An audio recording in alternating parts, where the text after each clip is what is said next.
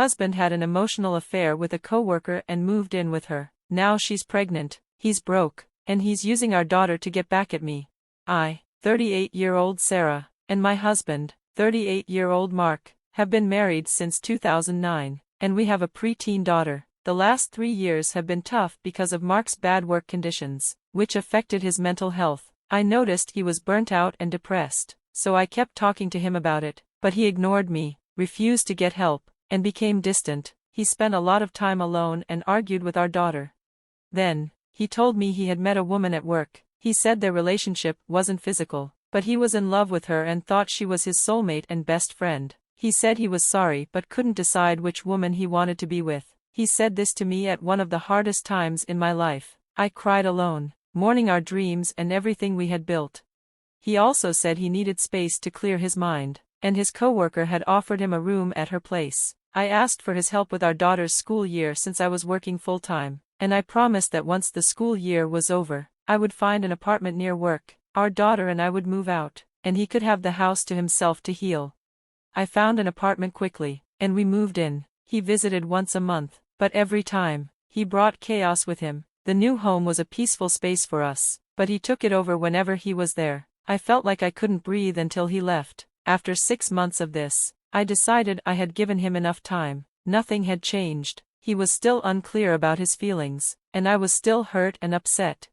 I told him I wanted a divorce. He flipped out, leaving in the middle of the night to go back to the old house. A week later, he told me the coworker was pregnant, and he was angry that I didn't want to fix our marriage.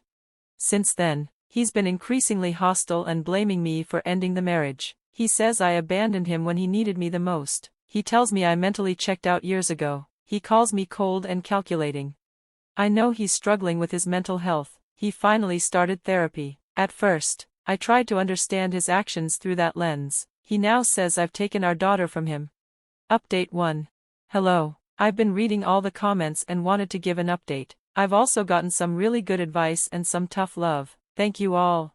The divorce is in progress, and I haven't seen Mark in about 4 months. He mostly doesn't contact me unless he's trying to hurt me. I've kept communication minimal, only messaging him about our daughter or official paperwork. At first, I paid most of his living expenses since I earn more than him and wanted to help. Now, as we are separating things, he's making the process slow and frustrating. I still pay his electricity bill, and he reimburses me at the end of the month. He often messages me complaints about how I'm raising our daughter and tells me to get a new dad for her. He tries to push my buttons, saying things like, "It must be hard to send your daughter to someone you hate." If I respond angrily, he tells me to calm down and says we can talk later. I've mostly ignored his outbursts and have kept a record of everything he says. I also believe his coworker is no longer interested in him. Yes, the baby is his, and he still hasn't told our daughter about any of this. I've given him an ultimatum. If he refuses to tell her by the time we meet with our child welfare officer next month, I'll tell her myself. I've contacted our daughter's school therapist for support since she's struggling. She's the most important person in my life, and while I feel sorry for her, I'm no longer going to take all the blame. I'm ready to put the blame where it belongs. Personally, I'm much happier now. I feel so much joy just watching her eat dinner and talk to me about her day in our peaceful home. Even my plants are thriving. I've opened up to my friends and siblings, and they've been really supportive. They weren't surprised by how things turned out, but they're still shocked by the details. I know my daughter and I will be okay. Comments. Tinas, I laughed when he told you about the pregnancy, but couldn't believe you didn't want to fix the marriage. Did he hear himself? Sara, honestly, I had already decided. When he told me about the pregnancy, it felt so absurd. It made me realize that I was mentally in a better place, ready to move on. This drama was no longer my problem. Separate Kick 3186, stop paying the electricity bill. Don't engage with him, do it for yourself. Sara, my friends also told me to just drop the bill and let him handle it. I know it only takes one phone call for Mark to set up a new contract. He gives me excuses I know aren't true, but because I understand how much his mental health issues have made even small things feel overwhelming, it's hard for me to follow through and go back on my word. I also fear that making our already difficult relationship worse will hurt our daughter and complicate the legal process. I can't wait until all the paperwork is done. Update 2. Hi, Reddit. It's been months since my original post and update. You've all been so kind to me, offering great advice, emotional support, and some tough love. I've taken a lot of your advice to heart, and things are better for my daughter and me. I've finally separated our finances, stopped paying Mark's bills, and we've made official agreements on child support and custody, which is shared for now. Mark went back on his word to keep the divorce uncontested and didn't agree to an official visitation schedule because he says he's not ready for that. I offered him every other weekend and half of the holidays. He's starting to see our daughter more often, and it looks like their relationship is improving, which I'm happy about.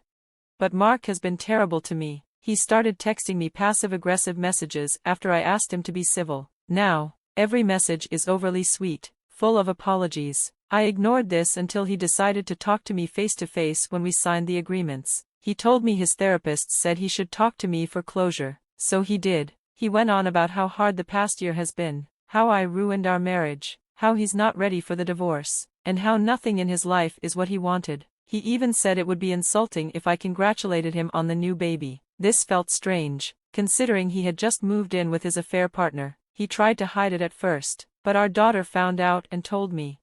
I know it's pointless, but I felt the need to say something too. I told him that he continues to ignore my pain and the emotional work I've had to do. I can't help that my love for him died during all of this. He said I didn't try enough. He even said my parents were more supportive of him than me, even though they'd only met him briefly. He said his coworkers were more supportive than I was. I told him to look in the mirror and that his passive-aggressive games were so obvious. He stopped immediately after that. He's also been snooping on my dating life through our daughter and is very jealous. He admits it and gets verbally aggressive about it. Now, the reason I'm back here tonight is that, even though my life has improved and my daughter and I are happier than we've been in a long time, I hit a low point today. Mark was supposed to have our daughter this weekend, but he cancelled. The excuse he gave me was different from the one he told her, so I knew he lied. Yesterday, he blew up at me over texts about our daughter's visits. He started calling me petty over his affair, saying it wasn't even a real affair. He went on about how my parents were right and I was too sensitive. I told him how hurtful that was, and he completely lost it. I had to stop reading his messages because I was worried I'd cry at work. Then, our daughter ran to me, crying happy tears and showing me pictures of her new little sister. I congratulated her, and we talked about the pictures for a while. Despite all of that, my mood was terrible. My family has started asking how I'm doing because our daughter told them everything, which is fine, but it's becoming a lot to handle. I've been tired and irritable. It feels like no one really understands what I'm going through. I've lost my best friend in all of this, and whenever I feel like I need to talk, it reminds me of how alone I feel. Is this normal? I've been emotionally distant from Mark for so long, but the birth of the baby brought me down today. I just needed to share this at my lowest point, so thank you for reading. Update 3. Hey, Reddit, less than 3. It's been a while since I posted an update, but some of you have reached out, so I wanted to share one. Honestly, I don't feel like the title fits anymore because I've realized some things, but I'll keep it for clarity. First of all, thank you so much to everyone who helped me, gave advice, or sent virtual hugs. I'm truly grateful. You can find my original post and updates on my profile. They're the only posts I've made. Last time I posted, I was struggling after the birth of Mark's baby. Our daughter has been so happy with her little sister and loves her dearly. I really hope the sisters will maintain their bond, no matter what happens with their dad. Most of my life is going really well now. I saved enough to buy us an apartment, and I've been busy renovating it. My work life is great too.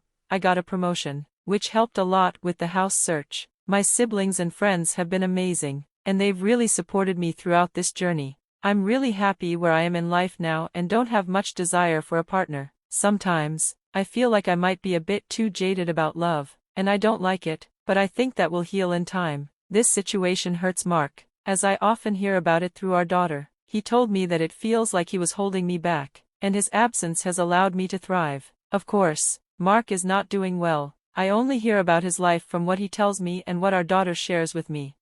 We had to update the child support agreement because the original one had a fixed period. In the hearing, I found out a lot about his current situation, and I was honestly impressed by the new woman in his life. She makes him cover utilities, groceries, and repairs, while she just pays her mortgage. Mark complained during the hearing that he barely has enough money for therapy, and when we realized the child support had been miscalculated last time, The state ended up covering it. He went into despair over the numbers and started messaging me, saying he could no longer afford therapy and that he's the only breadwinner, so he can't have our daughter as often because she eats so much. I reminded him that she eats every other day too, not just the weekends. This summer, he agreed to have her for a few weeks without child support, but things aren't getting better.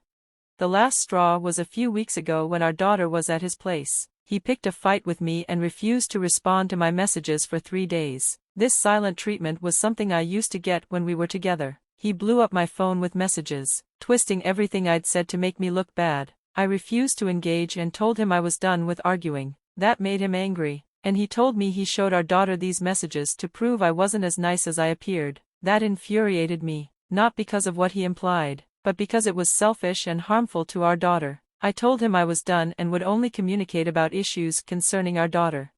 Suddenly, he shifted his tone and started sending whiny, self-pitying messages, saying he still loved me. I stopped responding. His last message claimed he hadn't shown her my messages, and my sanctity was intact. The next day, I picked up our daughter in person. I felt uneasy and wanted to see if she'd talk to me. While we had ice cream, she quietly asked, "Please don't take me away from Dad." My heart broke. I asked why she thought that, and she said Mark had told her about our custody disagreements, claiming that Mommy wants full custody. I reassured her that even if I had full custody, she'd still see her dad if it was good for her. She said she wanted him at her school graduation, and I told her he had every right to be there and to invite him. She asked me, "Why am I so mean to Daddy?" When she later mentioned he had shown her some of my messages, that confirmed my worst fears. He had lied to her again. This is a case of parental alienation and emotional abuse, so I contacted CPS for advice. They recommended documenting everything and warned that filing a complaint could either make Mark change his behavior or escalate things. Since I have written evidence of his manipulations, I'm considering filing a formal complaint, but I'm torn. I don't want to harm our daughter, but I also can't allow her to be used as a pawn in his game. I'm doing my best to protect her, though I fear she'll blame me. I failed to protect her when I should have. Some people have suggested that I should just tell her everything about Mark, but it's not him I'm trying to protect, it's her. She shouldn't be in this situation, but here we are. All of his rants and lies have been affecting her, but at least she still talks to me. I hope I can make the right decisions for her, and if she comes to me one day to ask why I did what I did, I'll be ready to explain. Thanks for all the support, messages, and criticism.